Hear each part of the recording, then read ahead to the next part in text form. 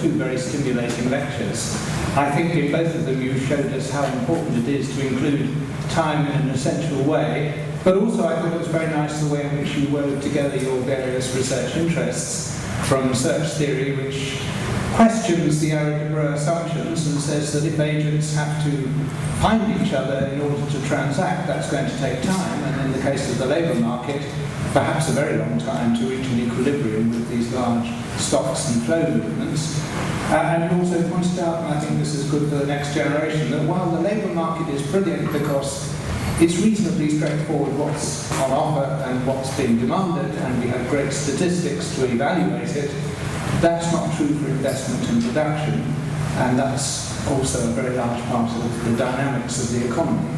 And you also wove in the importance of the second best and how you deal with imperfect information, inadequate instruments, and how the simple nostrums that simple-minded economists seem to like can fail very badly in that case. And I was particularly struck with your reversal of the priorities that these simple-minded people think, that there is a debt crisis and an unemployment problem, whereas in fact there's an unemployment crisis and a debt problem. And that suggests two questions, and they're very closely related. The first one is that, yes, at such a moment we should clearly stimulate the economy and put in motion long-term changes in the structure to deal with the debt. And to my mind, that means you cut current consumption and shift towards investment so that when you've created the assets, your consumption is then on a more sustainable path. But of course that's politically very difficult because current consumption is highly visible and investment is easily deferred without people noticing for a while. So how do you do the restructuring at the moment when you have to do it, or should you have done it earlier, and if so, how can you do that when the pressure isn't there? And the similar thing comes with the management of credit. When you pointed out that yes, you should have higher credit requirements for significant banks, but is the right moment to increase the credit requirement just at the moment when you're trying to encourage them to lend? So how do you do the right thing at the right time? Thank you, David. You cheated and asked two questions, and I may need to have one of them repeated by the time I finish with the first. First of all, as not an unreconstructed Keynesian in the sense that I recognize we've learned a great deal. That wasn't the case of what I was taught in the 60s. But increasing investment now does not necessarily require a government action that's decreasing consumption now. The whole point of this is you're drawing in part on idle resources. The extent to which you're doing that, and this is quite separate from the Keynesian multiplier, which comes on top, the extent to which you're doing that says you're getting more output. And so you could set up a simple model, search model with labor market for government employment, labor market for private employment, workers who could go either place, demands coming out, and then you say, now what happens if we boost the demand for government employment, just as a proxy for the investment. And of course it's going to depend a whole lot on the level of what's happening in the private sector, and you can map through how much you should be doing in different circumstances. So the critical thing is to say we want to do things that enhance aggregate demand, and yes, we will also often get added value by raising one thing and lowering something else and getting more out of that than just raising and ignoring the lowering. But I think a lot of that depends on the political visibility, what sorts of things happen automatically and what sorts of things require explicit legislation. The pension area, where I've spent so much of my time, has a very clear message on the importance of making as many things as you can plausibly make automatic responses. So already there are automatic responses to prices and wages. That's a common phenomenon. And what we are seeing is a spread, Sweden, Germany, almost Italy. They're sort of there, but it's not a commitment, complete commitment, where demography changes benefit rules. And so benefits come down, and when they came down sharply because they did a bad job of dealing with the rules for a financial crisis in Sweden, there was a political backlash. But the adaptation to demographic-related changes, when they're done ahead of time, seems to work. Again, U.S. Social Security, two interesting facts. From the beginning of Social Security in 1935 until 1990, there was always a future payroll tax rate increase that had been voted and was part of the legislation. And when we came up to that, there were always politicians saying, I will see to it we're not going to raise this payroll tax rate. But anytime Social Security needed the numbers, the speeches didn't lead to action. If the money wasn't needed, the tax increases would get delayed, never canceled. So the revenue side, the political process rolled in that way. In 1983, in reaction to projected life expectancy rather than indexing, Congress raised the age for full benefits.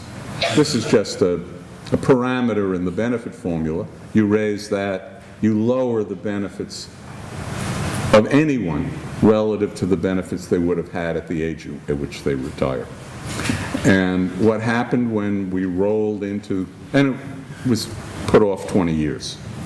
What happened when we rolled into the effect that it came into effect? Nothing. It just happened. So a big part of dealing with the difficulty of the political process, and let's put that blame where it belongs, the difficulty of dealing with the voting public, because I think this is a case where it's the response of politicians to the general public that's at issue, is often handled by doing things ahead of time, setting up automatics, and waiting to see what happens. The U.S. political process is obviously much harder to deal with as a president and two parties than a parliamentary system here. And Congress is very much aware of circumstances where there's a wide agreement, there's a need to do something, but no way of doing it in the standard process. The prime example that came for dealing with that, and it's an example that proposals including this super committee that's supposed to cut spending or find an alternative, was the issue of closing military bases. Every neighborhood that has a military base likes having it. It's employment. The federal government provides money for the schools that take in the children of the military there, and it's often related to other activities. So the military had more bases than it wanted. The military wanted to close the bases, and Congress wouldn't let it. So what was done several times is creation of a base commission. The base commission would hold hearings around the country, do the kind of PR that gets the public aware this is an issue that is worth doing something about, and then they would come up with a list of bases to close, and by the legislation that created them, Congress committed itself to a yes or no vote on that legislation with no amendments. Amendments would have led to picking off this base, picking off that base. It would unravel. So that example was behind this commission, which is supposed to cut at least $1.5 trillion from the deficit unless, or $1.2 trillion happens automatically, cutting programs, not all programs, but almost all programs across the board. And so it looked like it was the kind of, and again, the rule is, they come in with a program, it has to be voted on. If it's not voted on, then the fallback happens. If it doesn't pass, the fallback happens. I think they made one giant mistake. This is a commission made up of sitting members of Congress. The base closing commissions were outsiders, and I think that changes the whole dynamic. So there's a lot of interesting speculation. By November 23rd, the commission has to report either a proposal or we have failed. And actually, the real deadlines are earlier because it's got to have a Congressional Budget Office evaluation. That takes some time. How much time depends on whether there's new stuff in it. The old stuff has all been evaluated. And there's 48 hours they're supposed to have before they have to vote after it comes along.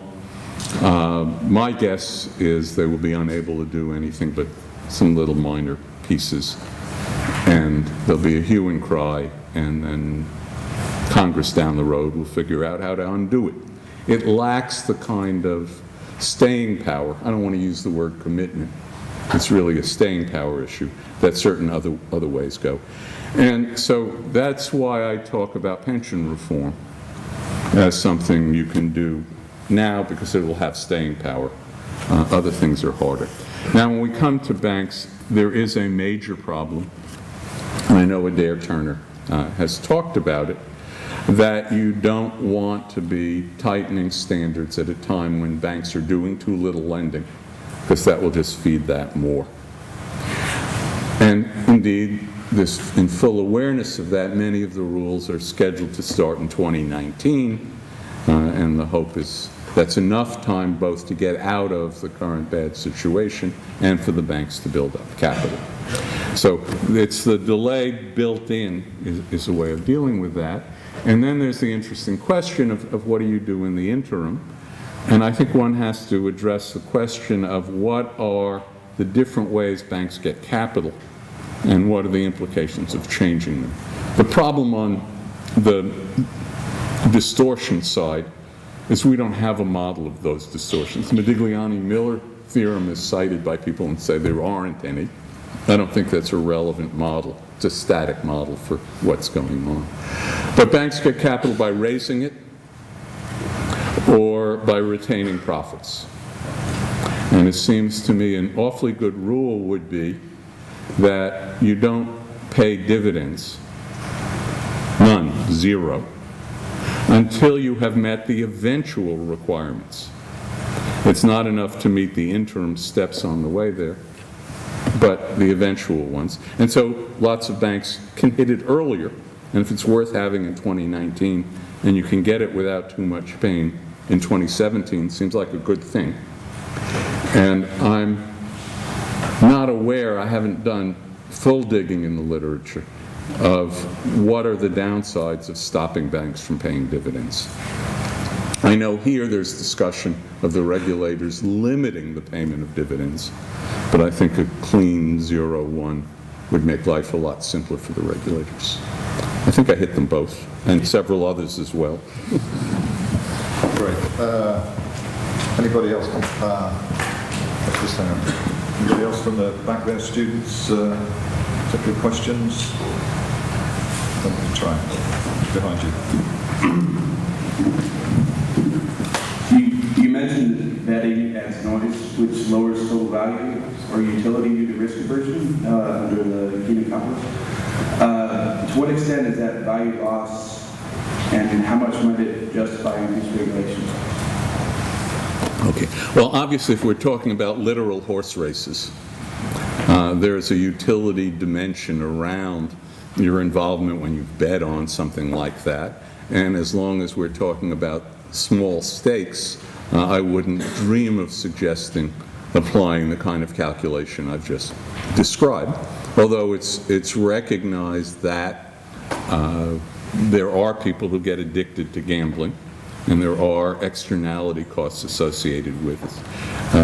Massachusetts is about to license its first casinos after a big political struggle whether to do it, And the concern about addiction and the proposals to have some funds set aside for helping people is there. The concern about the link to crime is there. The concern about the extent to which the sitting legislators setting it up will end up with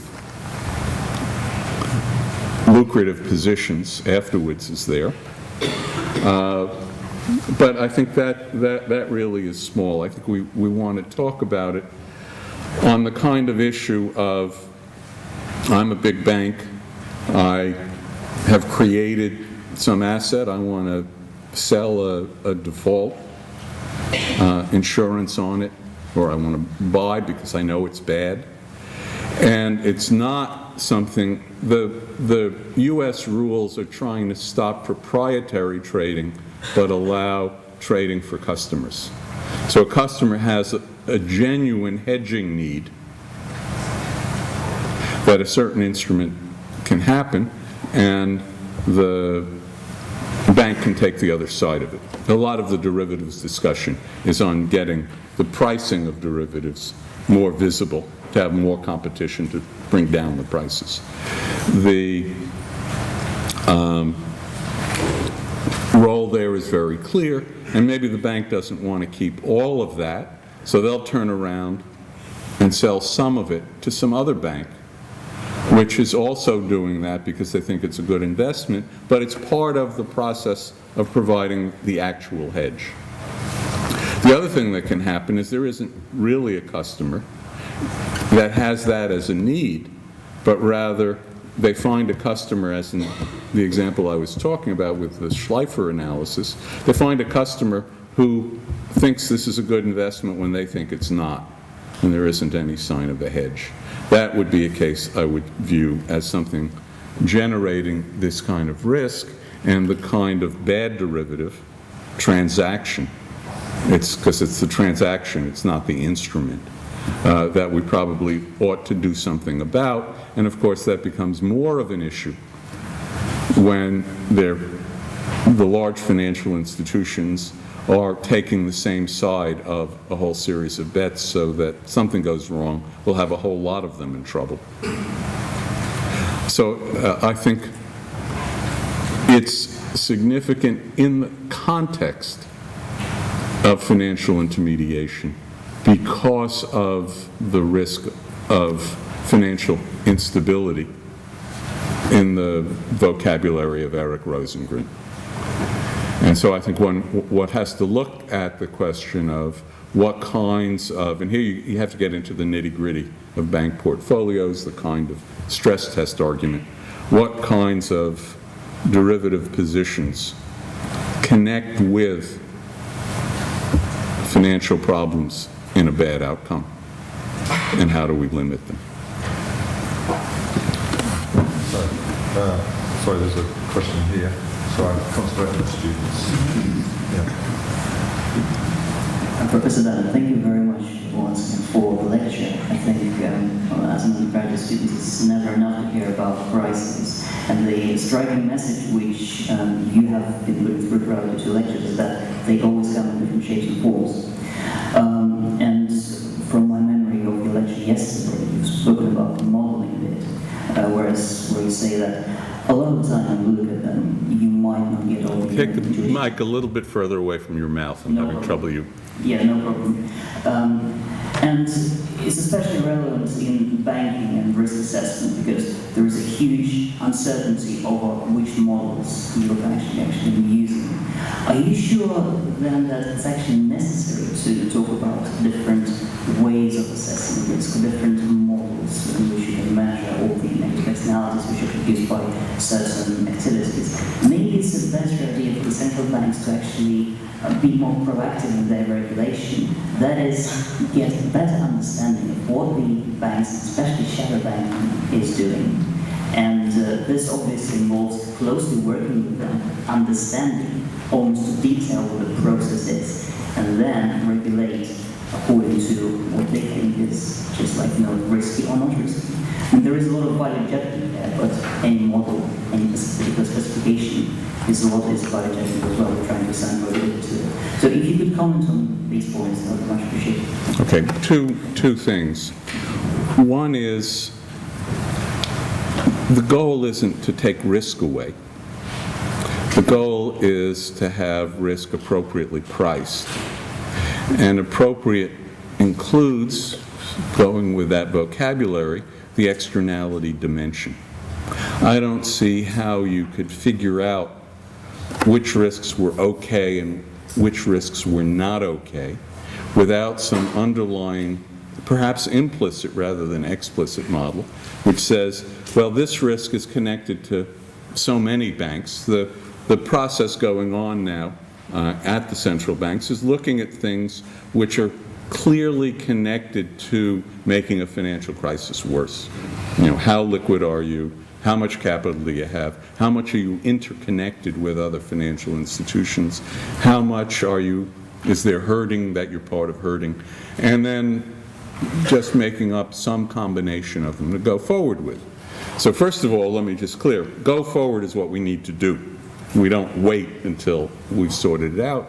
But when you go to refine that, I don't see any way of doing it other than through some underlying model. Yes, what we need is a lot more information from the shadow banks for the regulators to see, to have a sense of what's going on that they might not otherwise recognize.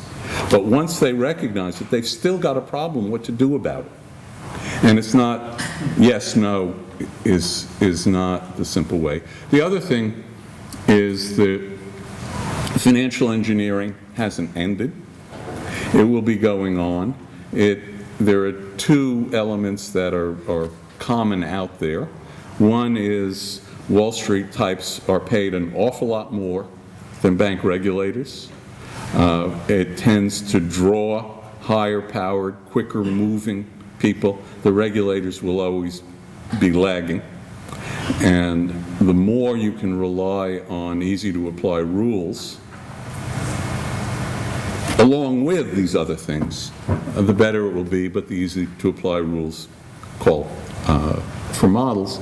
And the second part, of course, is the central banks, in your example and in actuality, are in constant dialogue with the different financial institutions.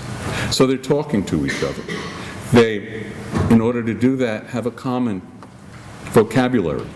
They develop a relatively common way of thinking about things so that they can isolate their places of disagreement, so that in particular the regulated firms can try to influence the regulation process. And regulatory capture is a widespread phenomenon. It's so clear in the US as you look across the different regulators. Some of them are tough on banks, and some of them view their job as protecting banks. When the OCC sued to stop state attorney generals from going after banks that were misbehaving, it was a mindset that our role is to make sure banking is profitable, because if it's not profitable, we won't have intermediation. But that's confusing, as it were, average and marginal. If the banking system is a little bit bigger, a little bit smaller, we don't even know what the optimal level is. And what we have seen as a natural consequence of the financial crisis and the use of banks to preserve the continuing function of parts of banks that were in trouble is we have a far more concentrated financial system now than we had before the crisis. If that one did a good job on trading off economies of scope, economies of scale, and risks from interaction, this one's all wrong. Or maybe this one's all right and that one's all wrong. And the issue of, should we in fact be breaking up the banks, the biggest ones, pushing them back toward the kinds of sizes that were before? Or should the breaking up be around ring fencing as here, or around separating functions? These are questions which you can get an intuitive handle on, but I suspect until you have some underpinning that you can really stand on, the whole process of regulation and legislation that would go relative to that requiring additional tools doesn't play out very well in a democracy. I mean, you've got to have something that's convincing there is a problem. That one's easy. Everyone sees there's a problem. And this is something that will make the problem better, not worse. So a common description of one of the ways in which things went bad was the view in the 90s and earlier that derivatives made the system more robust because it spread risks more widely. One of the prime things in the Arrow-Debreu equilibrium is risks are spread over everybody. And so anything that spread risks more widely was looked to be a good thing. What wasn't recognized was the bank crisis dimension, which I think was clearly enhanced by the particular pattern of derivative structures we ended up with. So this is not saying the regulators shouldn't be doing the kinds of up-close and personal interviews you're talking about, but the question of how to use them doesn't come out as simply as I think you described it. Thank you.